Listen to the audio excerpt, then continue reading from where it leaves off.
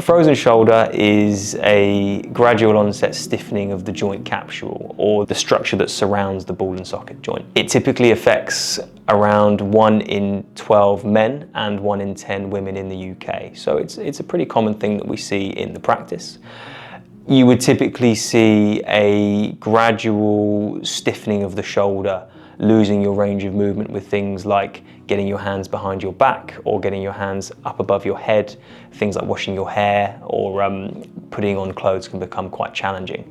Additionally, you will find that you get a very sharp pain at the end of range and also some disruption in your sleep as well. So frozen shoulder typically is categorized into a few phases. First of all, predominantly is the pain dominant phase. So this is where we get the gradual stiffening of the joint, and you'll find that things are very, very painful. You may also find that you have some interruption of your sleep, and this phase will typically last around 3 to 9 months.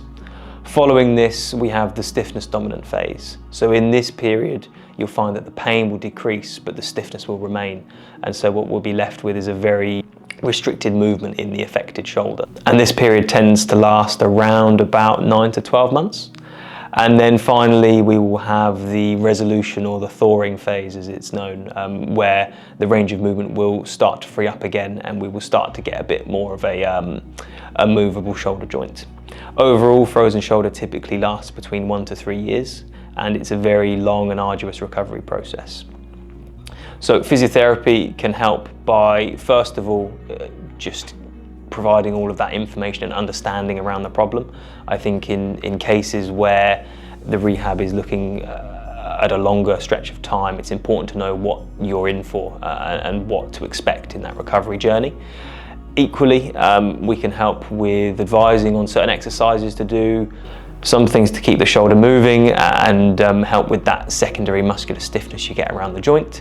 And also providing some manual therapy for some acute pain relief as well.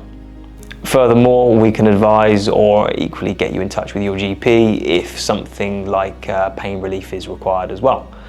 Frozen shoulder is often a very frustrating thing to go through, and it's important that you have the right help to deal with that.